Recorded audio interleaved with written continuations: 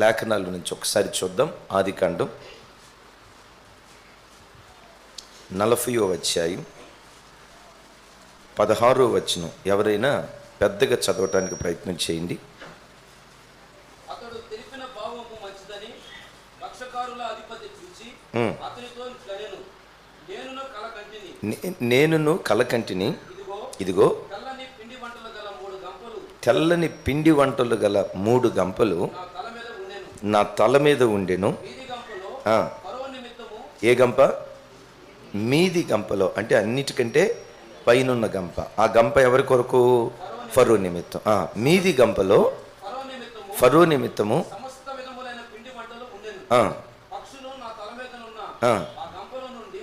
పక్షులు నా తల మీదనున్న ఆ గంపలో నుండి వాటిని తీసుకుని తినుచుండెను. ఇక తర్వాత మాటలు చూడండి. ఈయనకు ఒక కళ వచ్చింది. ఆ కళ మీద ఎన్ని గంపలు ఉన్నాయట? 3 గంపలు ఉన్నాయి. ఈ 3 గంపల్లో పై గంప ఉందే, ఆ గంపలో ఫరో కొరకు సిద్ధపరచబడిన పిండి వంటకాలు ఉన్నాయట. అలా 3 గంపలు తీసుకొని వెళ్తూ ఉంటే ఆకాశ పక్షులు వచ్చి ఆ పై గంపలో ఉన్న పిండి వంటలను తిని తృప్తి పొంది ఆ పిండి వంటలను తింటూ ఉన్నట్లుగా ఈ స్థలంలో ఒక దివ్యమైనటువంటి మాట మనం చూస్తాం. ఫరో కొరకు సిద్ధపరచబడిన గంప, ఇది ఆధ్యాత్మికంగా దేని గుర్తుగా ఉంది? ఆకాశ పక్షులు వచ్చి ఆ పిండి వంటలు తినటం, ఇది ఆత్మీయంగా దేనికి గుర్తుగా ఉంది అని ఆలోచిస్తే, దైవజనమ, మనుషుని యొక్క జీవితంలో దేవుడు ఒక మనిషిలో ఎక్కడ తను నివసించాలని కోరుకుంటాడంటే మన హృదయంలో, మన మనస్సులో ఆయన నివసించాలని కోరుకుంటాడు. యేసయ్యకు పెట్టబడిన పేరు ఏంటంటే హృదయనాథుడు. చెప్పాలి మరోసారి, హృదయ. రోమపత్రికలో మరో చోట ఏమని రాసి ఉంటుందంటే, వారు మనస్సునందు దేవునికి చోటివ్వకపోయిరి గనుక చేయరాని కార్యములు చేయుటకు భ్రష్ట మనస్సుకు దేవుడు వారిని అప్పగించాడు అంటాడు. ఎక్కడ చోటు ఇవ్వలేదట? అంటే దేవునికి మనం ఎక్కడ చోటు ఇవ్వాలి? మనస్సులో చోటు ఇవ్వాలి. ఎక్కడ చోటు ఇవ్వాలి? కొంతమంది సెల్ ఫోన్లో దేవునికి చోటిస్తారు, మరి కొంతమంది బీరువా మీద దేవునికి చోటిస్తారు, ఇంకొంతమంది వాళ్ళ ఇంటి ఎంట్రన్స్ గుమ్మం దగ్గర ఉంటుంది కదా, యేసు క్రీస్తే ఈ గృహమునకు, పెద్దగా చెప్పండి అమ్మా, యేసు క్రీస్తే ఈ గృహమునకు అధిపతి అని గుమ్మం మీద చోటిస్తారు, సెల్ ఫోన్లో చోటిస్తారు, బీరువా మీద చోటిస్తారు, గోడల మీద దేవునికి చోటిస్తారు. చెప్పంటారా? మనం ఆరాధించే దేవుడు గోడల మీద ఉండే దేవుడు కాదు, గూట్లో ఉండే దేవుడు కాదు, గుప్పెడంత నీ గుండె గదిలో నివసించే గొప్ప దేవుడు ఆయన. యేసయ్య గోడల మీద నివసించేవాడా? అయ్యో పెద్దగా చెప్పాలా? మన యేసయ్య గోడల మీద నివసించేవాడా? సెల్ ఫోన్లో నివసించేవాడా? ఒక ఆయన అన్నాడు, అయ్యా మా ఇల్లంతా యేసు ప్రభు ఫోటోలేనయ్యా, అక్కడ దాకేందుకు, నా సెల్ ఫోన్ చూడండి, నా ఫోన్ నిండా యేసు ప్రభు ఫోటోలేనయ్యా, కావాలంటే చూడండి అని ఆ జేబులో చేయి పెట్టి ఫోన్ బయటికి లాగాడు. ఆ ఫోన్తో పాటు గణేష్ బీడీ కట్ట కూడా బయటకు వచ్చింది. అంటే ఇతనికి ఎక్కడ చోటు ఉంది? యేసయ్యకి సెల్ ఫోన్లో చోటు ఉంది, కానీ చెప్పాలి మనస్సులో చోటు లేదు. దైవజనమ, మనస్సు అనేది ఆలోచనలకు గుర్తు. దేవుడు మనస్సులో ఆయన హృదయనాథుడుగా ఉండి మన మనస్సును, మన హృదయాన్ని ఆయన ఏలుబడి చేయాలని దేవుడు కోరుకుంటూ ఉంటాడు. మనస్సు అంటంతో ఓ రకంగా ఆలోచనల కేంద్రం మనస్సు. నేను ఈ వాక్యాన్ని ధ్యానించేటప్పుడు నాకు విస్మయాన్ని కలుగు చేసిన ఒక ఆశ్చర్యకరమైన మాట ఏంటంటే, ఒక మనుషుని యొక్క మనస్సులోనట రోజుకొచ్చి ఒక్క రోజుకొచ్చి 12,000 నుండి 70,000 ఆలోచనలు వస్తాయంట. నాకు అది చదివి అయ్యో బాబోయ్ నేను లెక్కేయలేదే అనిపించింది నాకు. అది ఏ మనుషుని జీవితంలోనైనా ఒక్క రోజుకొచ్చి, ఎన్ని రోజులకి? నెలకొచ్చి కాదు, వారానికి వచ్చి కాదు, ఒక్క రోజుకొచ్చి మనుషుని యొక్క మనసులో ఒక్క దినానికి వచ్చి 12,000 నుండి 70,000 ఆలోచనలు వస్తాయట. అంతకంటే గుండెలు బ్రద్దలు చేసే సంగతి ఏంటో తెలుసా? ఈ 12,000 నుంచి 70,000 ఆలోచనలో 80% ఆలోచనలు నెగిటివ్ ఆలోచనలేనంట. కృంగ తీసుకునే ఆలోచనలు కావచ్చు, అపవిత్రమైన ఆలోచనలు కావచ్చు, కూటికి తర్వాత మాట చెప్పాలా, అయ్యో ఇది తెలీదా, కూటికి గుడ్డకు రాని నిష్ప్రయోజనమైన ఆలోచనలు కావచ్చు, అపవిత్రమైన ఆలోచనలు కావచ్చు. మనిషి ఒక 70,000 ఆలోచనలు ఒక రోజుకు చేస్తే 80% ఆలోచనలో నెగిటివ్ ఆలోచనలు, అపవిత్రపు ఆలోచనలు అని సైన్స్ చెప్తుంది.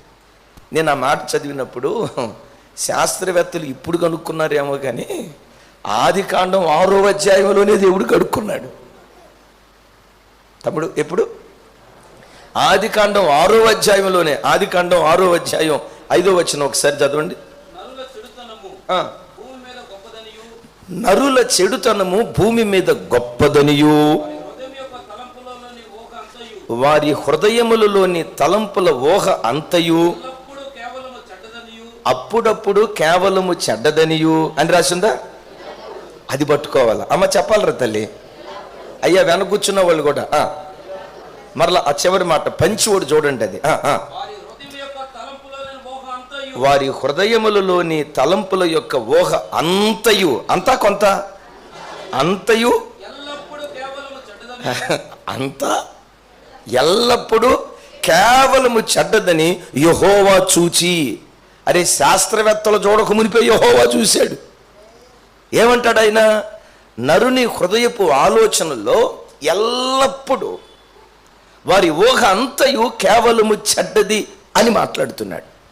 నేను ఇక్కడ మీతో చెప్పే మాట ఏంటంటే, ప్రతి మనుషుని యొక్క మనస్సులో అతడు విశ్వాస అవిశ్వాస అప్రస్తుతం, దైవజనుడా విశ్వాస అన్నది కూడా అప్రస్తుతం, పరలోకం నుంచి ఊడిపడిన దేవదూతనని చెప్పుకునే దైవ సేవకుడైనా సాధారణమైన విశ్వాస అయినా ప్రతి మనుషునిలో బయలుదేరే ఊహ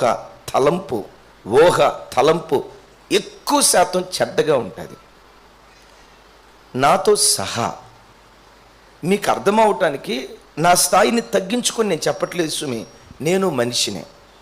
మీరు నన్ను అడగొచ్చు, అన్నయ్య మీ జీవితంలో ఎప్పుడు ఒక చెడ్డ ఆలోచన మీ మనసులో రాలేదా అని మీరు నన్ను అడిగితే, మీరు నన్ను తక్కువగా చూస్తారు అనేదానికంటే కూడా నా దేవుని వాక్యం ఉన్నది ఉన్నట్లుగా నేను చెప్పాలి. అన్నయ్య 23 సంవత్సరాలు బట్టి మీరు దేవుని సేవ చేస్తున్నారు కదా, ఈవెన్ సింగిల్ టైం కూడా ఎన్నడూ మీ మనసు లోపల, మీ ఆలోచన లోపల చెడ్డ ఆలోచన జస్ట్ ఫ్రాక్షన్ ఆఫ్ సెకండ్ మీ మనసులో ఎప్పుడు రాలేదా అని అంటే, రాలేదు అని నేను అన్నానంటే నేను నా దేవుని ఎదుట అబద్ధికుని అవుతాను, మీ ఎదుట నీతిమంతుడిగా కనపడవచ్చు. మీ ఎదుట నేను ఎలా కనపడినా నా దేవుని ఎదుట నేను నీతిమంతుడిగా కనపడితే చాలు. గట్టిగా మనుషులు ఘనత కోరుకున్నాం అనుకోండి, మనుషులు దండలేస్తారు, నిందలేస్తారు, పూలదండ వేస్తారు, రాళ్ళు గోళ్ళు కురిపిస్తారు. ఇప్పుడు యేసు ప్రభు వారు ఏమంటారు, మట్లాదివారం రోజు అంటే సిలువకు అప్పగించబడబోయే ముందు మట్టలాదివారం రోజు యేసయ్య యెరూషలేముకు వచ్చినప్పుడు ప్రజలంతా ఏమని కేకలేశారు? దావీదు కుమారుడా నీకు, పెద్దగా చెప్పాలండి, దావీదు కుమారుడా నీకు జయం, యెరూషలేమంతా దద్దరిల్లేటట్లుగా నీకు జయం జయం జయం జయం అని ఆదివారం కేకలేశారు. శుక్రవారం వచ్చిన తర్వాత వాళ్ళకి ఏం మాయిదారు రోగం వచ్చిందో నాకు తెలియదు కానీ ఈయనను సిలువ వేయుడి అంటారు. ఆదివారం ఏమో దావీదు కుమారుడా జయమన్నారు, శుక్రవారం వచ్చేసరికి సిలువేయుడు అన్నారు. మీరైనా నేనైనా మనుషుల మెప్పు కోరుకునే వాళ్ళగా కాకుండా దేవుని మెప్పు కోరుకునే వారిగా ఉందముగాక. చెప్దాం ఆమేన్. ఇప్పుడు ఆలోచనలు ఎలాంటివంటే, నేను ఇందాక చెప్పే కదా 12,000 నుండి, పెద్దగా చెప్పాలి తల్లి, 12,000 నుండి ఇక అలాగని రేపు నుంచి లెక్కేసుకుంటా కూర్చునేరు గాక. అందులో ఇంకొక మాట ఏంటంటే, ఆలోచించిందే రిపీటెడ్ ఆలోచన 90% ఉంటుందట. సరే ఇక అది కాదు ఇప్పుడు సబ్జెక్ట్. ఆలోచనలు ఎలాంటివంటే మీకు అర్థమయ్యేటట్టు చెప్తాను. దీనికి దైవజనుడు మార్టిన్ లూథర్ గారు ఇలా చెప్తారు, నా జీవితంలో ఎన్నడూ చెడు ఆలోచన రాలేదు అని ప్రపంచంలో శరీరాన్ని ధరించిన ఏ మనిషి అయినా ఎప్పుడైనా మాట అన్నాడంటే వాడు అబద్ధం ఆడుతున్నాడు అని అర్థం. మీ అందరిని అడుగుతాను, మీకు 12,000 నుంచి 70,000 ఆలోచనలు వస్తాయి కదా. నాకు ఎప్పుడు జీవితంలో చెడు ఆలోచన రాలేదన్న అన్నవాళ్ళు ఉంటే చేతులు ఎత్తండి. ఇప్పుడే పూలదండేసి ఫోటో తీసి రేపు పేపర్లో వేపిస్తా. సరే తల్లులు నేను అడగలేను కానీ నా వైపు చూడండి. తమ్ముళ్ళారా నా వైపు చూడండి. నా జీవితంలో ఎన్నడూ చెడు ఆలోచన రాలేదు. జానన్న అక్క రాలేదు ఈరోజు ప్రార్థనకి, పర్వాలేదు, వచ్చింది చూసేలే అన్న, నాకు ముందే వచ్చారు అక్క. ఎవ్వడు ఆ మాట చెప్పచాలడు. జనాల ముందు చెప్పుకోవచ్చు, కానీ దేవుని ఎదుట నేను దోషినని ఒప్పుకోవాల్సిందే కదా.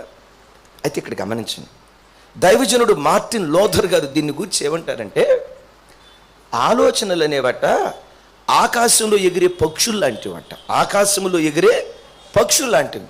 మనం అట్లా త్రోవను నడుచుకుంటా వెళ్తా ఉన్నాం, మన తల మీదుగా ఆకాశ పక్షులు ఎగురుకుంటా వెళ్తాయా లేదా?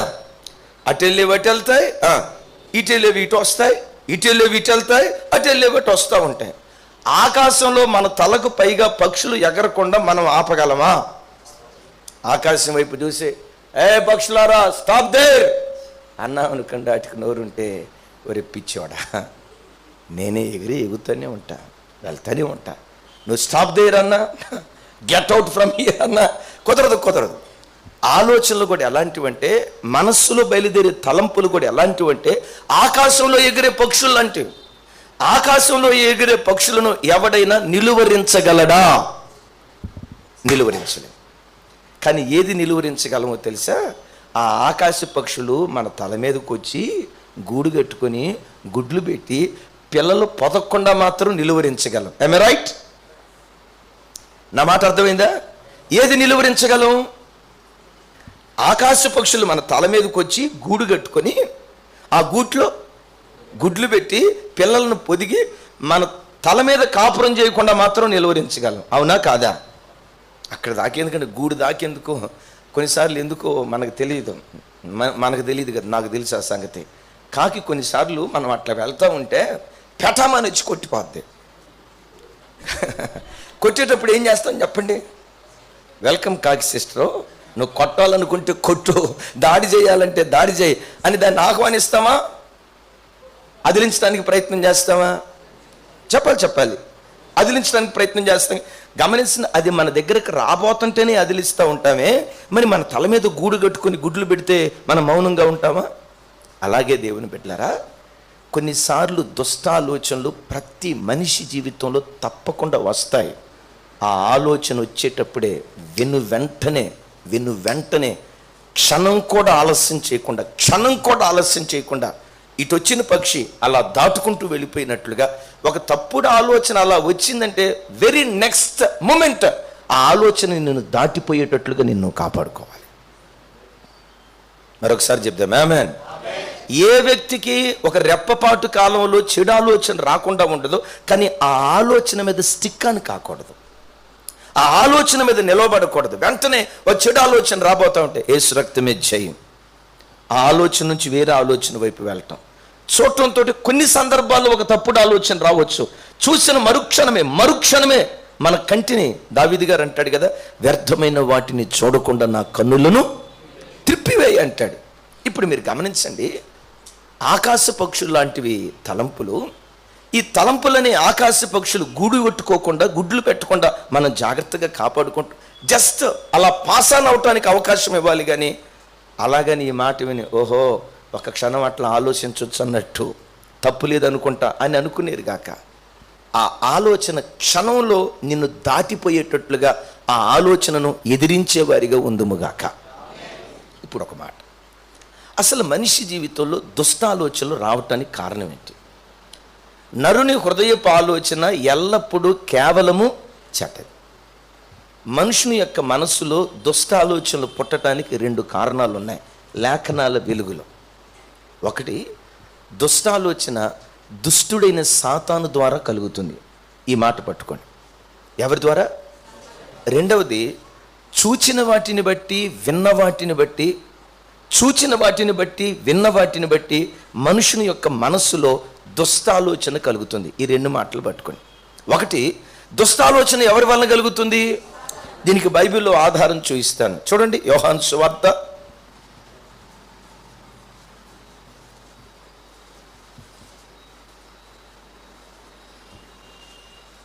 అందరూ చూడాలి. 13వ అధ్యాయం 2వ వచనం. వారు భోజనము చేయుచుండగా ఆయనను అప్పగింపవలెనని సీమోను కుమారుడగు ఇస్కరియోతు యోధా హృదయములలో అందరూ చెప్పాలి. ఇంతకు ముందు ఆలోచన పుట్టించుండును గనుక. చాలు అంతవరకు చాలు. మరలా చదువుచిన వారు భోజనము చేయుచుండగా ఆయనను అప్పగింపవలెనని సీమోను కుమారుడగు ఇస్కరియోతు యోధా హృదయములో. అందరూ ఈ మాట చెప్పండి, సీమోను. అందరూ చెప్పాలి, ఇస్కరియోతు యోధా హృదయములో అపవాది ఇంతకు ముందు ఆలోచన పుట్టించి ఉండెను గనుక. నా వైపు చూడండి అమ్మా. యేసయ్యను 30 వెండి నాణాలకు అమ్మింది ఎవరు? ఇస్కరియోతు యోధా. మీరు టక్క సమాధానం చెప్పాలి. యేసయ్యను 30 వెండి నాణాలకు అమ్మాలి అనే ఆలోచన యోధాకి ఎట్లా పుట్టింది? యోధాకు పుట్టలేదట, యోధా హృదయములో అపవాది పుట్టించాడట. ఇంకో మాట కూడా చెప్పమంటారా? యేసయ్య 12 మంది అపోస్తుల్లో మల్టీ టాలెంటెడ్ ఎవరో తెలుసా? యోధానే. 11 మంది అపోస్తులు అంతగా చదువుకున్న వాళ్ళు కాదట. ఈ 11 మందిలో బాగా చదువుకున్నవాడు ఎవరై అంటే ఇస్కరియోతు యోధా. మీకు తెలుసా? సంఘంలో కానీ క్రైస్తవ లోకంలో కానీ దేవుని పనికి బాగా ఎవరు ఉపయోగపడతారో వాళ్ళనే పడగొట్టాలని సాతాను ప్రయత్నం చేస్తాడు. ఎవరు మంచి ప్రార్థనా పరులుగా ఉంటారో, దేవుడంటే పిచ్చి ప్రేమతో బ్రతకడానికి ఆరాటపడతారో, మాకు దేవుడు తప్ప ఇంకే లోకం వద్దయ్యి అని దేవుడని ఆ దేవుని కొరకనే దైవికమైన తృష్ణతో కొంతమంది బ్రతుకుతారే, అలాంటి వాళ్ళనే. ఏ సేవకుడైతే బలంగా దేవునికి ఉపయోగపడతాడో అలాంటి వాళ్ళనే, ఏ సేవకుడి మీద దేవునికి గొప్ప ప్రణాళికలు ఉంటాయో అలాంటి వారిని సాతాను పడగొట్టాలని ప్రయత్నం చేస్తాడు. ఇస్కరియోతు యోధానే సాతాను అలా పట్టుకోవటానికి కారణం ఏంటంటే కొంతమంది వ్యాఖ్యానకర్తలు చెప్తారు. 12 మంది అపోస్తుల తర్వాత ఒక గొప్ప అపోస్తులుడు వచ్చారు. ఎవరు? అపోస్తులుడైన పౌలు వారు. క్రొత్త నిబంధనలో 27 పుస్తకాలు ఉంటే ఆల్మోస్ట్ 14 పుస్తకాలు రాసింది ఎవరు? అపోస్తులుడైన పౌలు గారు. అపోస్తులుడైన పౌలు గారిని ఏమంటారో తెలుసా? 2వ క్రీస్తు అని పిలుస్తారు. వ్యాఖ్యానకర్తలు ఏం చెప్తారో తెలుసా?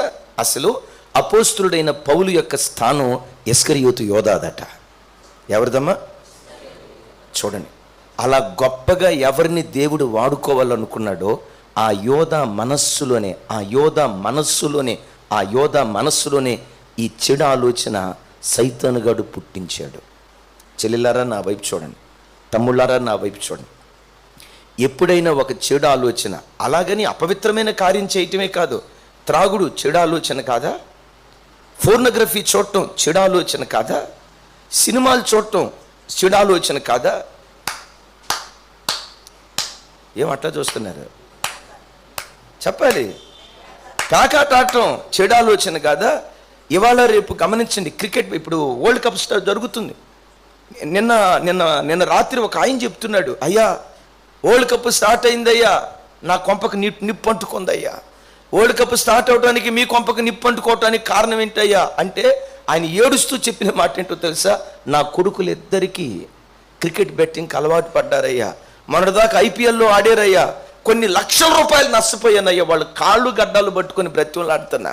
ఇప్పుడు చెప్పండి, ఈ ఐపీఎల్లో లేకపోతే ఈ క్రికెట్ బెట్టింగ్ ఆడాలి, ఇట్లా బెట్టింగ్ చేయాలి, ఈ ఆలోచన పుట్టించేది ఎవరు? దైవజనమా. ఎవరి మీద దేవునికి గొప్ప ప్రణాళిక ఉంటుందో, చెల్లెలారా ఒక తండ్రిగా చెప్తున్నా, నీ మీద ఒక గొప్ప ప్రణాళిక దేవునికి ఉంటే ఆ ప్రణాళిక నీ జీవితంలో నెరవేర్చబడకుండా ఉండేటట్లు ఎక్కడో ఒక చోట నువ్వు తప్పటడుగు వేసేటట్లుగా చెడ్డ ఆలోచన, చెడుగా నువ్వు ప్రవర్తించేటట్లుగా సాతాను నిన్ను వాడుకోవాలని ప్రయత్నం చేస్తాడు. సాతాను ఎక్కువగా ఎవరి మీద దాడి చేస్తారంటే ఎవరి మీద దేవునికి గొప్ప ప్రణాళికలు ఉంటాయో వాడి మీదే దాడి చేయాలని ప్రయత్నం చేస్తాడు. రైట్. ఈ దుష్ట ఆలోచనలు ఎవరి వలన పుడతాయని చెప్పాను? మొట్టమొదట అపవాది అయినా గమనించండి, ఎప్పుడైనా దుష్ట ఆలోచన వచ్చిందంటే రేయ్ దుష్టుడు నా మీద దాడి చేయడానికి ప్రయత్నం చేస్తా ఉన్నాడు, వెంటనే పరిశుద్ధాత్మ భాష మాట్లాడటం, యేసు రక్తమే జయమని యేసయ్య రక్తంతో వాడిని గద్దించటము, ఇలాంటి దివ్యమైన కార్యక్రమం మనం చేసేవారిగా ఉందుముగాక. రెండవది, ఒక మనుషుని యొక్క మనస్సులో దుష్టాలోచనలు, చెడు ఆలోచనలు దేని ద్వారా పుడతాయంటే ఇందాక చెప్పే కదా, నీవు చూసే వాటిని బట్టి, వినే వాటిని బట్టి. దానికి ఆధారం చూపిస్తాను చూడండి. పేతురు 2వ పత్రిక, బహు విలువైన మాట, 2వ అధ్యాయం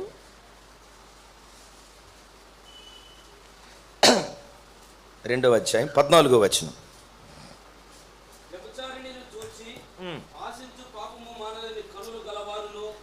వ్యభిచారిని చూచి ఆశించుచు పాపమును మానలేని కన్నులు గలవారును అస్థిరులైన వారి మనస్సులను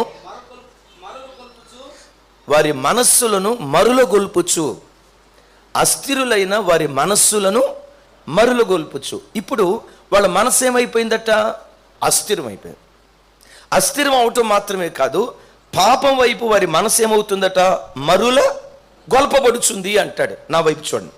ఎందుకు వారి మనస్సు పాపం కొరకు మరులు గొల్పబడుతుందంటే, వ్యభిచారిని చూచి ఆశించుచు పాపమును మానలేని కన్నులు గలవాడు. అంటే గమనించండి, ఇతని మనస్సు పాడవటానికి, మనస్సులో చేదైన ఆలోచనలు రావటానికి కారణం ఏంటంటే, ఎవరిని చూశాడు? మీతో చెప్పే మాట, నీ కళ్ళతో చూసేవి, నీ చెవులతో వినేవి, నీ కళ్ళతో చూసేవి, నీ చెవులతో వినేవి నీ మనస్సును రేపుతాయి. చాలాసార్లు చెప్పాను, సందర్భం వచ్చింది కాబట్టి ఇంకోసారి చెప్తా. ఒక తమ్ముడు వచ్చి అన్నాడు, అన్నయ్య సినిమా చూస్తే తప్పే ఉంది.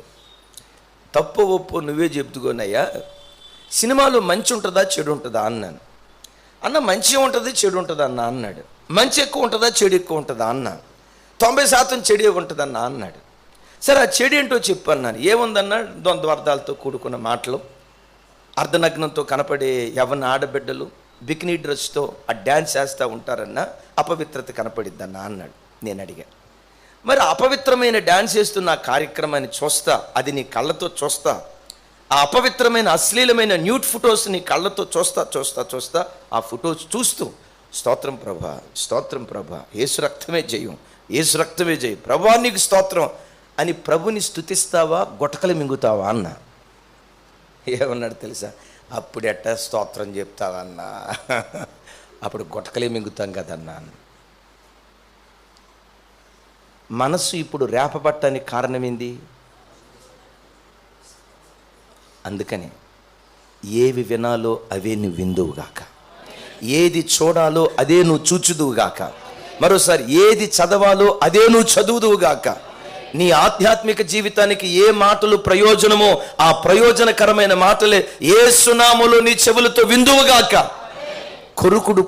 కొరుకుడు పుండు లాంటి మాటలు కానీ, ముసలమ్మ ముచ్చట్లు కానీ, ఎక్కడో జరిగిన అపవిత్రమైన వాటిని గూర్చి నీ చెవులు వినకుండా, నీ కళ్ళు చూడకుండా, గమనించండి, నీ చెవులను అభిషేకించుకో, నీ కళ్ళను అభిషేకించుకో, నీ మనసు పవిత్రంగా ఉండేటట్లుగా నువ్వు ప్రాకులాడగలుగుతావు. చెప్తాం గట్టిగా ఆమేన్. ఇప్పుడు ఒక మాట, తలంపులు పాడైతే వచ్చిన నష్టం ఏంటి? తక్కమని ఒక మాట చెప్తా. మనస్సును నువ్వు స్వాధీనపరుచుకోలేకుండా చెడు తలంపులతో నువ్వు బ్రతికితే, తలంపులు నువ్వు స్వాధీనపరుచుకోకుండా చెడు తలంపులతో బ్రతికితే, ఆ తలంపులు తల వంచుకుని బ్రతికేటట్లుగా నీ జీవితాన్ని దిగజారుస్తాయి. తలవంపులు తెచ్చే పని చేసేటట్లుగా ఆ పరిస్థితులు నిన్ను దిగజారుతాయి. మరొకసారి ఈ మాట చెప్తాను, నీ తలంపులు పాడైపోతే నీవు చేసే పనులు తలవంపులు తెచ్చుకునే పనులు. తలవంపులు తెచ్చుకోవటం అంటే తెలుసు కదా, కొన్నిసారి ఎంత తలవంపు తెచ్చేవరా మాకు, అసలు తలెత్తుకొని తిరగలేకపోతున్నావురా అని అంటారు చూసారా. నీ తలంపులు పాడైపోతే తలవంపులు తెచ్చుకునేటువంటి పనులు చేసే ఆ భ్రష్ట స్థితికి నేను దిగజారుస్తుంది. ఇంకొక మాట కూడా చెప్పమంటారా? సాతాను మొదట మనస్సును పాడు చేసి తద్వారా శరీరాన్ని పాడు చేస్తాడు. మొట్టమొదటి శరీరాన్ని పాడు చేయడు. చెప్పండి ఎక్కడ, దేన్ని పాడు చేస్తాడు? అందరు నా వైపు చూడు. సైతాన్ గాడు నీ లోపట ఎక్కడ చోటు సంపాదించాలని ప్రయత్నం చేస్తాడు తెలుసా? నీ మనస్సులో. మనస్సును గురించి పేతురు భక్తుడు ఇలా అంటాడు, నీ మనస్సు అనే నడుమును కట్టుకొనుడి అంటాడు. నాతో కలిసి చెప్పండి, మీ మనస్సు అనే నడుమును కట్టుకొనుడి. మనసు ఎలాంటిదట? కట్టుకోవటం లాంటిదా? నీ తెలివి సేకటబడా. నా వైపు చూడాలి. మనసు ఎలాంటిదంట? కట్టుకోవటం కాదన్నా, మరి గట్టిగా చెప్పాలా? తమ్ముడు చెప్పాలి. మనసు ఎలాంటిదట? మనసు నడుము లాంటిది. ఒక వ్యక్తి నిలవబడాలి, ఏది సహకరించాలి? పని చేయాలి, ఏది సహకరించాలి? నడవాలి, ఏది సహకరించాలి? నిలవబడాలి, ఏది సహకరించాలి? పరిగెత్తాలి, ఏది సహకరించాలి? పని చేయాలి, ఏది సహకరించాలి? నడుము బలంగా ఉంటేనే నడవగలవు, నిడవగలవు, పరిగెత్తగలవు, పని చేయగలవు. నేను ఏ నడుము గురించి చెప్తున్నానో తెలుసా? నీ మనస్సు దేవునిలో స్థిరంగా ఉంటే మనసును కాపాడుకున్నవాడు దేవునిలో నడవగలడు, దేవునిలో బ్రతకగలడు, దేవుని సన్నిధిలో పరిగెత్తగలడు, దేవుని పని సంతోషంగా చేయగలడు. విన్నారా ఈ మాట? నీ మనస్సు నడుము లాంటిది. నీ మనస్సు నడుము లాంటిది. నీ నడుమనే మనస్సు బలంగా ఉంటే నువ్వు దేవుని కొరకు పరిగెత్తగలవు, దేవునితో నడవగలవు, దేవుని పని సంతోషంగా నువ్వు చేయగలవు. మనస్సు పాడైతే ఎంత వాక్యం విన్నా నువ్వు దేవునిలో నడవవు సుమి. దేవుని కొరకు నువ్వు పరిగెత్తలేవు. నువ్వు బలహీనమైన వ్యక్తిగా నువ్వు మిగిలిపోతావు. అందుకని సైతాను నీ లోపట ఎక్కడ చోటు సంపాదించాలని ప్రయత్నం చేస్తాడంటే చెప్పండి, ఎక్కడ? అందరూ నీ మనస్సు లోపల చోటు సంపాదించాలని వాడు ప్రయత్నం చేస్తాడు. ఒకసారి చూడండి ఎక్కడ చోటు సంపాదించాలని గమనించండి. ఏమంటారు దాన్ని? రెజ్లింగ్, కుస్తీ పోటీలు. ఎస్, కుస్తీ పోటీలు ఎప్పుడైనా చూసారా? ఆ రోజుల్లో కుస్తీ పోటీలు జరిగాయి కదా అమ్మ. కుస్తీ పోటీలు తెలుసా తెలీదా? విన్నారు కదా తమ్ముడు? కుస్తీ పోటీలు చూశారు కదా. కుస్తీ పోటీలు పోటీ పడేటప్పుడు ఈ వ్యక్తి ప్రత్యర్థిని ఎక్కడ పట్టుకోవాలనుకుంటాడు? చెయ్యి పట్టుకోవాలనుకుంటాడా? కాలు పట్టుకోవాలనుకుంటాడా? సంకలో పట్టుకోవాలనుకుంటాడా? మోకాల దగ్గర పట్టుకోవాలనుకుంటాడా? నడుం దగ్గర పట్టుకోవాలనుకుంటాడా? ఎక్కడ? నడుం దగ్గర ప్రత్యర్థికి పట్టు దొరికిందా వాడు గొలియాతుగాడి ఎత్తైన వృక్షం లాంటి బలాజ్యుడైనా కుప్పలాగా కూలిపోతాడంతే. నా ప్రత్యర్థి ఎవరో తెలుసా? శత్రువైన సాతాను. మన ప్రత్యర్థిగా పిలువబడుతున్న శత్రువైన సాతాను నీ మనస్సును స్వాధీనపరుచుకోవాలని ప్రయత్నం చేస్తాడు. నీ మనస్సు మీద వాడు దాడి చేయటం ప్రారంభిస్తాడు. దుష్ట తలంపులు, చెడు ఆలోచనలు, అపవిత్రమైన ఆలోచనలు, అపవిత్రమైన ఊహలు, రాకూడని ఊహలతో నీ ప్రాణాత్మ శరీరాలను మలినపరచాలని వాడు ప్రయత్నం చేస్తాడు. సరే, ఇంతవరకు విన్నారు కదా.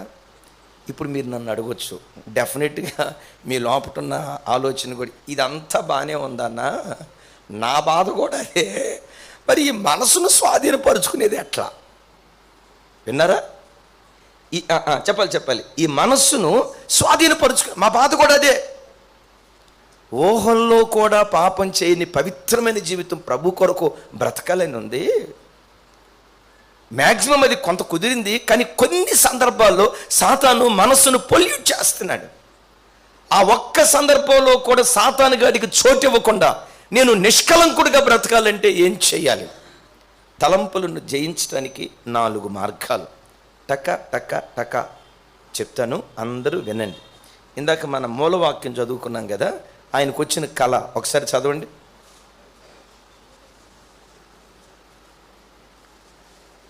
ఆదికాండం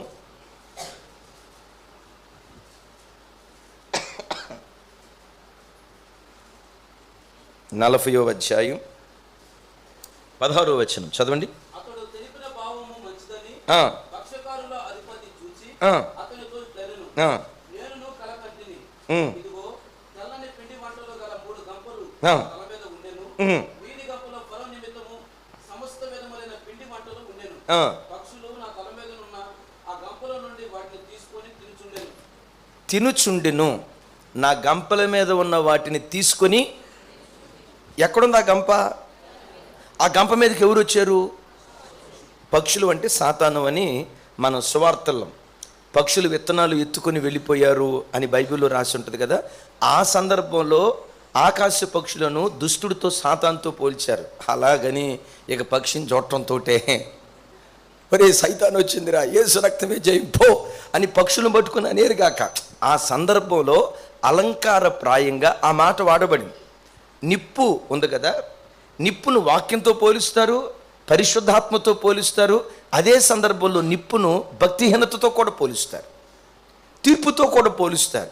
నీళ్లు ఉన్నాయి కదా, నీళ్లను దేంతో పోలుస్తారు? వాక్యంతో పోలుస్తారు, పరిశుద్ధాత్మతో పోలుస్తారు. అదే నీళ్లను లోకంతో కూడా పోలుస్తారు. సో ఆ సందర్భాన్ని బట్టి మనం తీసుకోవాలి. కానీ ఆకాశ పక్షులను చూడటంతో యేసు ప్రభు ఆకాశ పక్షిని సైతాన్ అన్నాడు కదా, అమ్మో ఇది సైతాన్ అని ఆకాశ పక్షులను చూసి సైతాన్ అనుకునేరు కాక. ఇప్పుడు నేను మీతో చెప్పబోయే మాట ఏంటంటే, ఆయన మీద ఫరోకు చెందిన గంప ఉంది. నీ శరీరంలో యేసయ్యకి చెందిన గంపేదో తెలుసా? నీ మనస్సు. నీ మనస్సు నీ మనస్సు తెల్లని పిండి పదార్థాలు ఉన్నాయి. ఆకాశ పక్షులు వచ్చి వాటిని తినుచుండెను. తిని వెళ్ళిపోయినాయా? తినుచూ ఉన్నాయా? పెద్దగా కొంచెం గట్టిగా ఆ మాట పట్టుకోవాలా. తిని వెళ్ళను అని రాసిందా? తినుచూ ఉండను. It's a continuous tense. అంటే ఇది ఇంకా అంటే అవి వచ్చి తింటా ఉన్నా, తల మీద వాలినా, ఈ తెల్లని పిండి వంటకాలు, ఫరోకు చెందిన ఆ పిండి వంటకాలు తింటూ ఉన్నా వాటిని ఆయన ఏం చేయలేదు? తోలలేదు. వాటిని ఏం చేయలేదు? అదిలించలేదు. వాటిని ఏం చేయలేదు? పక్షి వచ్చింది అనుకోండి, ఏమంటాం? అనండయ్యా, ఏమంత సిగ్గుపడతారు? ఏమంటారు? హాయ్ ఏమంటారు? అంటారు కదా. ఆ శబ్దం విని అవి బయటికి వెళ్ళిపోతాయి. కానీ ఈయనేం చేశాడు? అవి వచ్చినాయి, తింటా ఉన్నాయి, వాటిని తోలలేదు. బైబిల్లో ఒక చోట ఏమని రాసి ఉంటుందంటే, అపవాదిని ఎదిరించుడి, వాడు అప్పుడు మీ యొద్ద నుండి. అది ఎదిరించాలి. నా అంతటి వాడు ఎలాంటి తప్పుడు ఆలోచనకు చోటు ఇవ్వటమా? యేసు రక్తమే చేయం. సాతానా, నా దగ్గర నుంచి వెళ్ళిపో. 23 సంవత్సరాల నుంచి సేవ చేసే నేను, అనుకోండి మీరు 25 సంవత్సరాల క్రితం యేసు ప్రభువుని నమ్ముకున్నా, ఒక సత్తువ కలిగిన సంఘంలో బ్రతుకుతున్నా, అపోస్తలుల బోధ బోధించే దివ్యమైన పరిచర్యలో బ్రతుకుతున్నా. నాలాంటిది ఇలాంటి ఆత్మీయ స్థితిలో పెరిగిన నేను, ఇంత పరలోకపు మన్నా భుజించే నేను, ఇంత ఆత్మీయ స్థితి కలిగిన నేను, 30 సంవత్సరాల విశ్వాస అనుభవం కలిగిన నేను, ఈ పనికి మాలిన ఆలోచనకు నేను లొంగిపోవటమా? అపవాదిని ఎదిరించు, వాడు నీ యొద్ద నుంచి పారిపోవటం ప్రారంభిస్తాడు. ఇప్పుడు కుక్క ఉంది. కుక్క, వీధి కుక్కలు ఉంటాయి కదా, వీధి కుక్కలకు ఉన్న గుణం ఏంటంటే, వాటిని అదిలించినంత కాలం, వాటిని కొట్టకపోయినా రాయి తీసుకొని ఇట్లా అన్నంత వరకు కుక్క సింహంలాగా వ్యవహరిస్తుంది మన మీద. అందుకని దానికి పెట్టబడిన పేరేంటో తెలుసా? సూపర్, ఎవరా తల్లి? గ్రామసింహం. అది కుక్క భౌ అంటది. ఆ కుక్కను చూసి భయపడతా, నువ్వు అట్లా ఇంకా స్పీడ్గా వెళ్తా పరిగెత్తుతున్నావు అనుకో, ఇక నీతో క్రికెట్ ఆట ఆడుకుంటుంది, వరల్డ్ కప్ ఫైనల్ ఆడుకుంటుంది. ఇక గమనించండి, ఎంత ఆడుకుంటుందంటే అంత ఆడుకుంటుంది. అంతసేపు భయపడి నీవు అక్కడ ఆగి వంగి అట్లా రాయి తీసుకొని ఇట్లా కొట్టే హాయ్ అని అన్నావంటే, ఆ సింహం, సైతాన్ గాడు కూడా వీధి కుక్కలాంటివాడు అంతే. ఒక్కళ్ళని ఆమెం చెప్పరా తల్లి? సైతాన్ గాడు కూడా వీధి కుక్కలాంటివాడు. నా అంతటి వాడు, ఇంత విశ్వాస అనుభవం కలిగిన నా బ్రతుకులో బాప్తిస్మం తీసుకొని 10 సంవత్సరాలు అవుతుంది. ఇంకా ఈ పనికి మళ్ళీ ఆలోచనలకు చోటు ఇవ్వటమా? ఇలాంటి తప్పుడు ఆలోచనలకు నా బ్రతుకులో చోటు ఇవ్వటమా? నెహెమీయా అంటాడు, నా అంతటి వాడు అంటాడు. ఎప్పుడు నీ గుండెల్లో నా అంతటి వాడు. ఈ చిన్న పనికి మాలిన ఆలోచన దగ్గర లొంగిపోవటమా? No, never. ఎదిరించు వాడిని, వాడప్పుడు నీ దగ్గర నుంచి పారిపోవటం ప్రారంభిస్తాడు. మరొక మాట చెప్పమంటారా? ఈ దుష్టాలోచనలు ఎలాంటివంటే, ఒకరోజు సండే స్కూల్ టీచర్ ఈ పాఠం చెప్తున్నప్పుడు ఒక చిన్న పిల్లోడు అడిగాడట. చిన్న పిల్లోడు అంటే కాస్త 7వ తరగతి 10వ తరగతి చదివే బిడ్డ అడిగాడట. ఆ తల్లి చెప్తుందట, దుష్ట ఆలోచనలు అనేవి విత్తనాలు లాంటివి నాయన. భూమిలో విత్తనం వేశాం, 2-3 రోజుల్లో విత్తనంలో నుంచి ఏమొస్తుంది? తమ్ముడు చెప్పాలి. 2-3 రోజుల్లో ఏమొస్తుంది? మొలక వస్తుంది. ఆ మొలకను జస్ట్ ఒక సింగిల్ ఫింగర్తో వాటిని పేగలుగుతావా లేదా? పీకేస్తా. పేక్కుండా ఓ 10 రోజుల పాటు దాన్ని అట్లాగే ఉంచాం. 2 చేతులు బట్టి కష్టపడి వాటిని లాగగలుగుతాం, కష్టపడి లాగగలుగుతాం. సంవత్సరం పాటు దాన్ని అట్లా పెరికి వేయకుండా అట్లాగే నీళ్లు పోసి, ఎరువు వేసి, ఇంకేం వేశారు, యూరియా వేసి, ఇంకేం వేశారు, ఇవన్నీ వేసి దాన్ని బాగా పెంచారు. ఆ మొక్క చెట్టు అయింది. చెట్టు అయిన తర్వాత దాన్ని పెరకాలని చూసావనుకో, దాన్ని వంచాలని చూసావనుకో, నీ నడుము వంగిపోద్ది అంతే. విన్నారా? దుష్ట ఆలోచన కూడా విత్తనాలు లాంటివి. అది మొక్కగా ఉన్న దశలోనే ఎప్పటికప్పుడు ఆ చేదైన విత్తనాలు పెరికి వేసేవారిగా ఉందుముగాక. చెప్దాం ఆమేన్. ఎప్పటికప్పుడు వాటిని పెరికి వేస్తూ ఉంటే మనస్సులో బయలుదేరే ఆలోచనల్లో కూడా పాపం చేయకుండా పవిత్రంగా నువ్వు బ్రతకగలుగుతావు. తలంపులు మంచిగా ఉంటే తలవంపులు తెచ్చుకునే పని ఎన్నడూ నువ్వు చేయకుండా తలెత్తుకుని తిరిగేటట్లుగా దేవుడు కృప చూపిస్తాడు. చప్పలు కొడుతూ స్తోత్రాలు చెప్దాం. అయితే ఇక్కడ గమనించి, అపవాదిని ఎదిరించుడి, అప్పుడు వాడు మీ వద్ద నుండి పారిపోవును అన్నాడు. నా వైపు చూసి మీరు సమాధానం చెప్పాలి. దానికి ముందు ఇంకో ఖరీదైన మాట ఉంటుంది. ఎవరైనా ఉంటే చెప్తే చెప్పండి. తమ్ముడా బోయాజు, నువ్వు పొలం పనికి వెళ్ళినట్లు నువ్వు బెత్లెహేములో పొలం పనికి. అది కాబట్టి దేవునికి లోబడుడి, అపవాదిని ఎదిరించుడి, అప్పుడు వాడు మీ వద్ద నుండి. సైతానుగాడు దుష్ట ఆలోచనలతో మన మీద దాడి చేయకుండా వాడు మన దగ్గరకు వచ్చినప్పుడు ఎదిరించాలి అని చెప్పాం కదా. నంబర్ 1, ఎదిరించేవాడు ఏమై ఉండాలంటే, రెండవదిగా దేవునికి లోబడేటువంటి వాడై ఉండాలి. దేవునికి లోబడటం అంటే ఏంటి? వాక్యానికి లోబడిన వాడై ఉండాలి. దీని గురించే పేతురు గ్రంథకర్త భలే చక్కటి మాట అంటాడు. చూడండి, పేతురు మొదటి పత్రిక 1వ అధ్యాయం 22వ వచనం.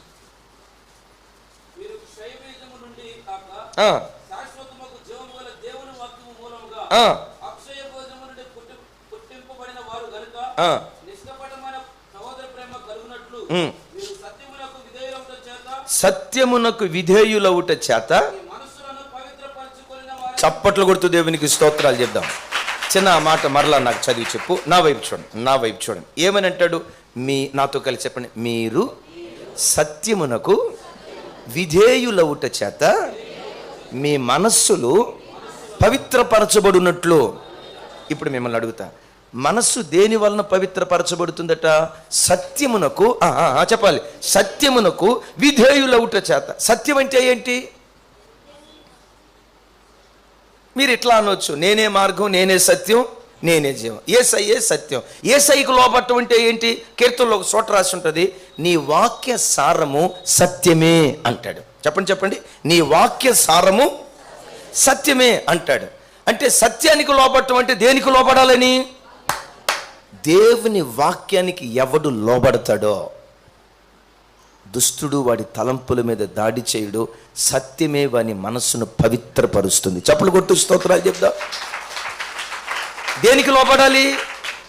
వాక్యం ఏది చెప్పిందో దానికి మనం కట్టుబడి దానికి లోబడితే ఆ సత్యమే మన మనస్సులను పవిత్రపరుస్తుంది అని రాసింది. 3వ మాట చెప్పమంటారా? 3వ మాట చాలా విలువైన మాట. లోకంలో ఒక సామెత ఉంది, ఐడియల్ మైండ్ డెవిల్స్ వర్క్షాప్ అని రాసి ఉంటుంది. చెప్పండి. అంటే దాని అర్థం, ఖాళీ హృదయాలు సైతానుగాడి కర్మాగారాలు. వర్క్షాప్ అంటే అక్కడ మిల్లింగ్ మెషిన్ ఉంటుంది, లేతి మెషిన్ ఉంటుంది, వెల్డింగ్ మెషిన్ ఉంటుంది, ఇంకేమేమి ఉన్నాయో అన్ని రకాల మెషిన్లు ఉంటాయి అక్కడ. సైతానుగాడు పనిచేసే కారాగారం ఏదో తెలుసా? ఖాళీగా తిని కూర్చుంటాడు చూసారా? ఏమంటే 4 పూటలు తిని ఇంట్లో ఖాళీగా, ఇక ఏం పని పాట ఉండదు బెదరకే. ఏంటయ్యా పని అంటే, పని లేని పనే. ఖాళీగా ఉంటాడు. ఎవడైతే ఖాళీగా ఉంటాడో వాడిని పట్టుకుంటాడండి సైతానుగాడు. వాడి మనస్సును విన్నరా? వాడి మనస్సును సాతాను తన కర్మాగారంగా చేసుకుంటాడు. దీని గురించే అపోస్తుడైన పేతురు మొదటి పత్రిక 4వ అధ్యాయం 1వ వచనంలో బహు ఖరీదైన మాట అంటాడు.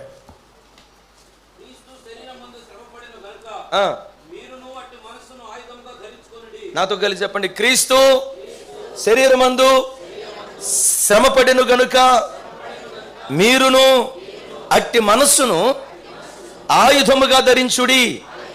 నెక్స్ట్ విషయములలో శరీర విషయములలో శ్రమపడినవాడు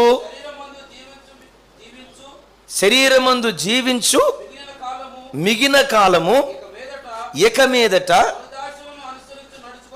మనుజాసలను అనుసరించి నడుచుకొనున్నట్లు పాపము జోలి ఇక ఏమీ లేక నుండును. చప్పలు కొడుతూ స్తోత్రాలు చేద్దాం. అయ్యా అందరూ చూడండి, తమ్ముళ్ళారా విన్నారా? అపోస్తులుడైనటువంటి పేతురు గారు ఎంత ఖరీదైన మాట చెప్తున్నాడంటే, నాతో కలిసి చెప్పండి. క్రీస్తు శరీరమందు శ్రమపడెను, మీరును అట్టి మనస్సును ఆయుధముగా ధరించుడి. దేన్ని ఆయుధంగా ధరించాలి? క్రీస్తు యొక్క మనస్సును మనం ఆయుధంగా ఇంతకీ క్రీస్తు యొక్క మనస్సు ఏంటి? శ్రమపడే మనస్తత్వం. క్రీస్తు శరీరమందు శ్రమపడెను గనుక మీరును అట్టి మనస్సును ఆయుధముగా ధరించుకోండి. యేసయ్య 3.5 సంవత్సరాలు పరలోకపు తండ్రి సేవ చేసేటప్పుడు శరీరమందు ఎంత శ్రమ పడ్డాడో మీకు అర్థం కావాలంటే చెప్తాను. పగలంతా గ్రామాలు తిరిగి సువార్తను ప్రకటించాడు. దేని మీద తిరిగి ప్రకటించాడు? బుల్లెటా, స్కూటరా? అందరూ చెప్పాలి గట్టిగా. కారా, మారుతి వ్యానా, ఆటోనా, రిక్షానా? అందరూ చెప్పాలమ్మా. తమ్ముడు బుల్లెట్ సిబి జెడ్ ఉందా? హీరో హోండా, బజాజ్ చాతక్, కనీసం లోనా? వాహన సదుపాయం లేదు. పగలంతా గ్రామాలు తిరిగి సువార్త ప్రకటించారు. దేని మీద? కాలినడక మీద. అంత ప్రయాసపడి కాలినడక మీద తిరిగి సువార్త ప్రకటించి అలసిపోయిన శరీరంతో రాత్రంతా ఆయన నిద్రపోవుచుండెను అని బైబిల్లో రాసింది. అంతే కదా? ఎవరో మనిషి చెప్పాలి. అక్క కృపక్క ఏమని రాసింది? అయ్యో ఏమని రాసింది? పగలంతా ఏం చేశారు ఆయన? చెప్పాలరా తల్లి. పగలంతా ఏం చేశారు?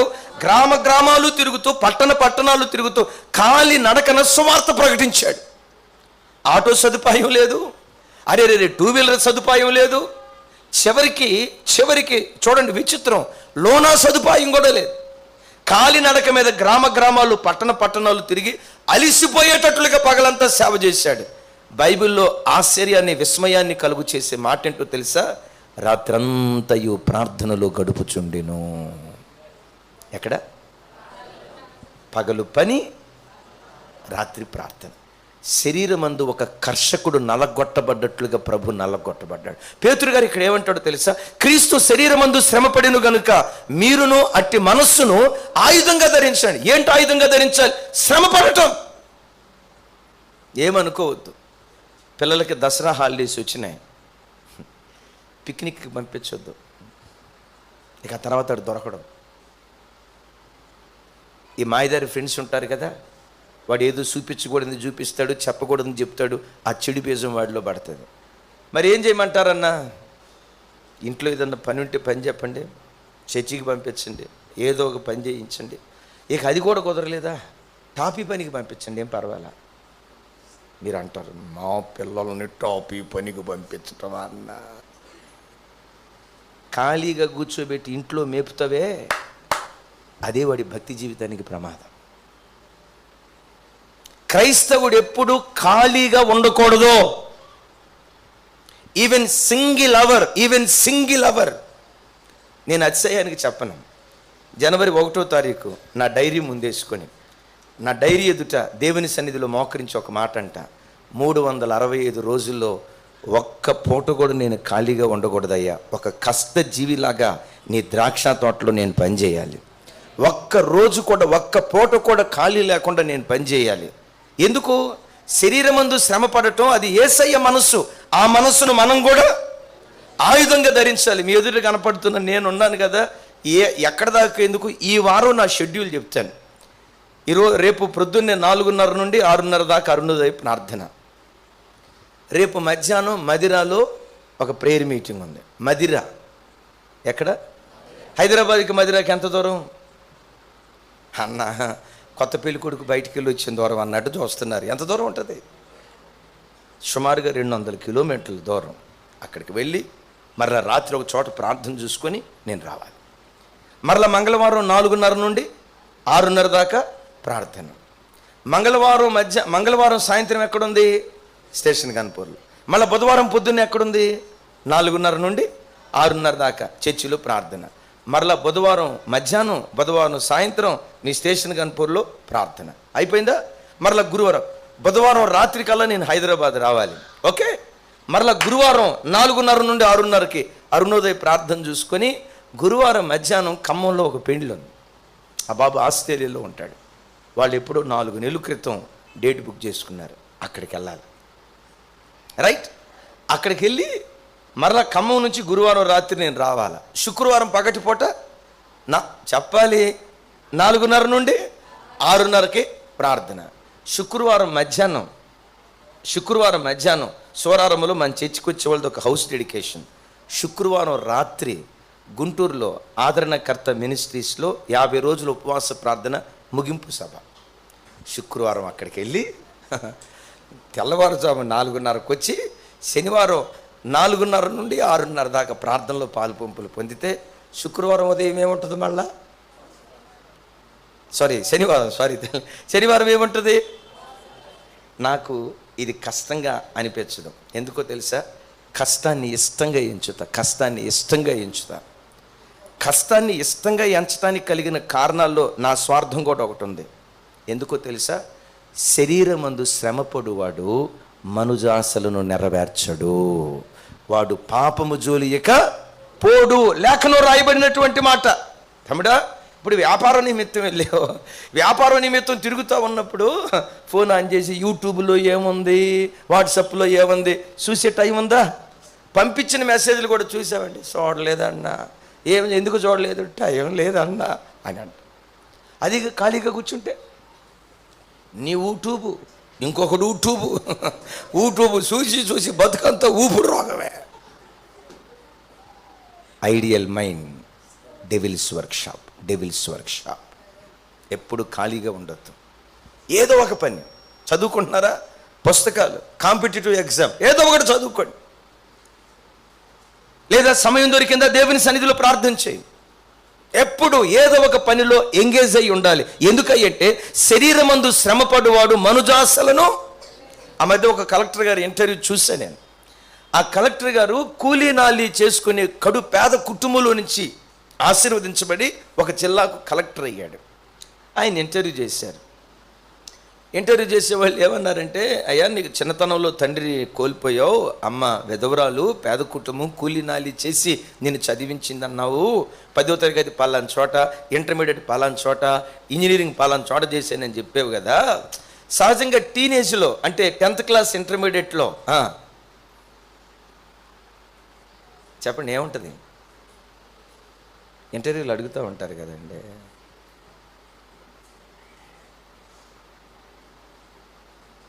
నిన్నెవరైనా ఇష్టపడ్డారా? అదే లవ్లో పడ్డావా అంటారు చూసారా? నిన్నెవరైనా ఇష్టపడ్డారా, లేకపోతే నువ్వెవరినైనా ఇష్టపడ్డావా అని అడిగారు. ఆయన ఏమన్నాడు తెలుసా? ఈ పేద బ్రతుక్కి, రెక్కలు మొక్కలు చేసుకొని కష్టపడే నా పేద బ్రతుక్కి ఇంకొక అమ్మాయిని ప్రేమించాలనే ఆలోచన కూడా నాలాంటి బ్రతుక్కి వస్తుందయ్యా. సెలవులు దొరికినాయంటే అమ్మతో కొడవలు తీసుకొని కూలి పనికి వెళ్ళేవాడిని, రూపాయి సంపాదించుకునేవాడిని. ఆ కూలి డబ్బులతోనే నా బట్టలు నేను కొనుక్కునేవాడిని. ఒక్క క్షణం కూడా ఆయన కళ్ళమని నీళ్ళు పెట్టుకొని ఏమన్నాడు తెలుసా? ఈ పేద బ్రతుక్కి, ఈ కష్టపడే జీవితానికి ఇంకొక అమ్మాయిని ప్రేమించాలనే ఆలోచన కూడా మా బ్రతుకులో వస్తుందయ్యా. ఆయన ఏమన్నాడు తెలుసా? అలాంటి ఆలోచన నా బ్రతుకులో ఎప్పుడూ రాలేదయ్యా. నా కష్టం ఎలా పైకి రావాలా, ఎలా ఒక స్థాయికి రావాలా, ఇదే మంట కసి నా గుండెల్లో పెంచిందయ్యా అన్నాడు. పేతురు భక్తుడు కూడా ఇక్కడ అంటాడు, శరీరమందు శ్రమపడువాడు మనుజాసలను అనుసరించక ఇక వాడు పాపము జోలి వెళ్ళడు. చదువు మాట. పాపము జోలి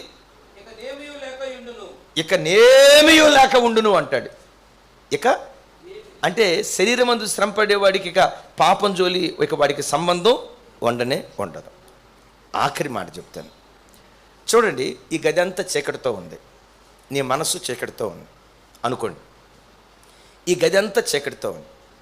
ఈ గదిని ఆవరించిన చీకటి బయటికి వెళ్ళాలంటే ఏం చేయాలి? చీకటి దగ్గర నిలబడి యేసు నామములో చీకట పో అని అంటే చీకటి పోద్ది కదా. ఏం చేయాలి చీకటి పోవాలంటే? అది ఎవరు? మా తల్లి, మా అమ్మ. నీకు దండం అమ్మ. సింపుల్. జస్ట్ అట్లా లైట్ వేసేవంటే చాలు, గదిలో ఉన్న చీకటి పారిపోద్ది. చీకటిని పారద్రోలగలిగిన శక్తి వెలుగుకుంది. ఎప్పుడైతే వెలుగు ప్రత్యక్షమైందో చీకటి పారిపోవటానికి దేవుడు కృప చూపిస్తాడు. దైవజనమ, ఈ మనసులో ఉన్న చీకటి పోవాలంటే వెలుగై ఉన్న దేవునితో ఒక వ్యక్తి సహవాసం చేయటం నేర్చుకోవాలి. నీవు ఆరాధించే దేవుడు ఎవరో తెలుసా? వెలుగు. నేను లోకమునకు మరలా నేను లోకమునకు, మరొకసారి నేను లోకమునకు. యేసయ్య వెలుగై ఉన్నాడు. గమనించండి, చీకటిలోనికి వెలుగు వస్తే ఆటోమేటిక్గా చీకటి పారిపోతుంది. దీనికి ఆధారమైన ఒక్క మాట చూపిస్తాను చూడండి. ఫిలిప్పీలకు రాసిన పత్రిక 4వ అధ్యాయం.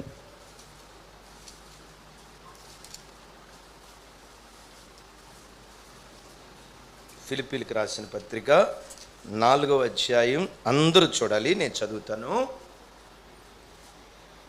6, 7 వచనాలు నేను చదువుతాను. నాతో కలిసి అందరూ కొంచెం పెద్దగా చెప్పడానికి ప్రయత్నించండి. దేనిని గూర్చి చింతపడకుడి కానీ ప్రతి విషయములోనూ ప్రార్థనా విజ్ఞాపనల చేత కృతజ్ఞతాపూర్వకముగా మీ విన్నపములు దేవునికి తెలియజేయుడి. అప్పుడు సమస్త జ్ఞానమునకు మించిన దేవుని సమాధానము యేసుక్రీస్తు వలన మీ హృదయములకును మీ తలంపులకును కావలియుండును. చప్పలు కొడితే యేసయ్యకు స్తోత్రాలు చెప్దాం. గట్టిగా హల్లెలూయా. దేనికి కావలుంటుందట? మీ హృదయమునకును. పెద్దగా చెప్పాలి. మీ హృదయమునకును మీ తలంపులకును కావలియుండును. దాని ముందు ఏమంటాడు? అప్పుడు అంటాడు. చెప్పండి ఏమంటాడు? నేను అడుగుతా, ఎప్పుడు? ఎవరా మనిషి?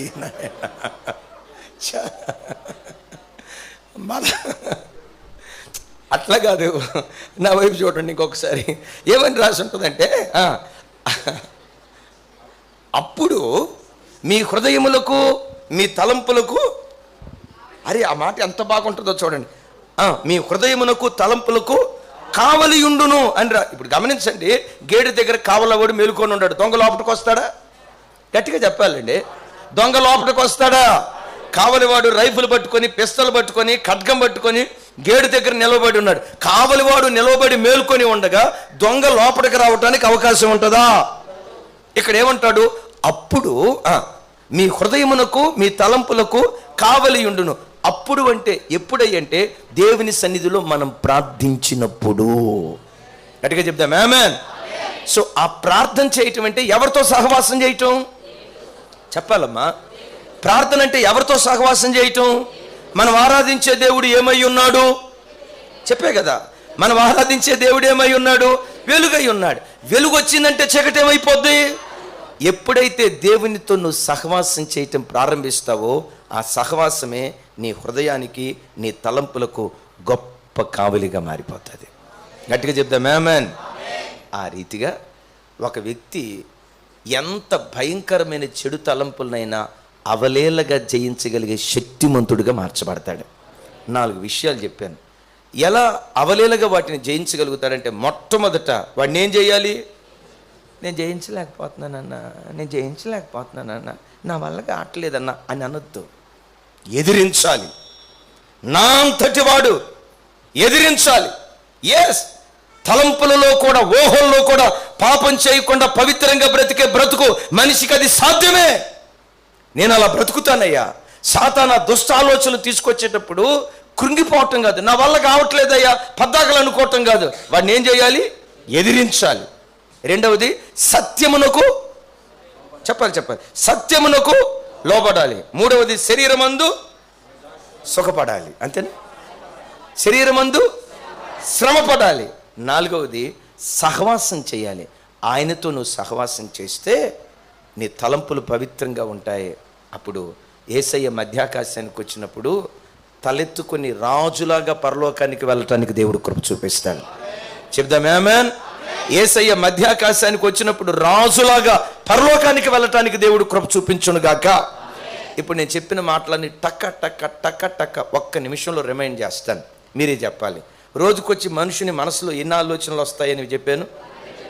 12,000 నుంచి. వీటిలో ఎంత శాతం చెడు ఆలోచనలు ఉంటాయి? నెగిటివ్ ఆలోచనలు ఎన్ని ఉంటాయి? ఒక మనుషుని యొక్క మనసులో తలంపులు చెడు ఆలోచనలు పుట్టడానికి కారణాలు ఎన్ని అన్నాను? 2. మొదటి కారణం ఎవరు? ఇస్కరియోతు యోధా హృదయములో ఆలోచనలు సాతానుగాడు ఏం పుట్టించాడు? ఓ చెడు ఆలోచన.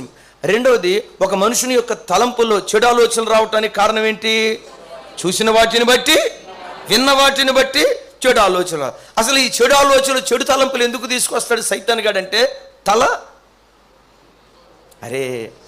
తలవంపులు తెచ్చుకునే ఆ బ్రతికేటట్లుగా సైతానుగాడు ఇలాంటి తలంపులను పాడు చేస్తాడు. తలంపుల్లో కూడా పాపం చేయకుండా ఉండాలంటే 4 మార్గాలు. మొట్టమొదట ఏం చేయాలి? ఆకాశ పక్షులు వెళ్తా వస్తూ ఉంటే వాటిని ఏం చేయలేం, మన తల మీదకి వచ్చినప్పుడు మాత్రం అదిలించాలి, ఎదిరించాలి. రెండవది, సత్యమునకు లోబడాలి. మూడవది, శరీరమందు, కొంచెం గట్టిగా, శరీరమందు. ఆఖరిది, వెలుగై ఉన్న దేవునితో మనం సహవాసం చేస్తే ఈ మనసులో ఉన్న చెడంతా, చీకటంతా పారిపోవటానికి దేవుడు కృప చూపించును గాక. ఒకే మాట్లాడుకో, యేసయ్యా ఊహల్లో కూడా పాపము చేయని పవిత్రమైన జీవితం నీ కొరకు నేను జీవించాలయ్యా. ఆ జీవితాన్ని నాకు వరంగా దయచేయ్యా.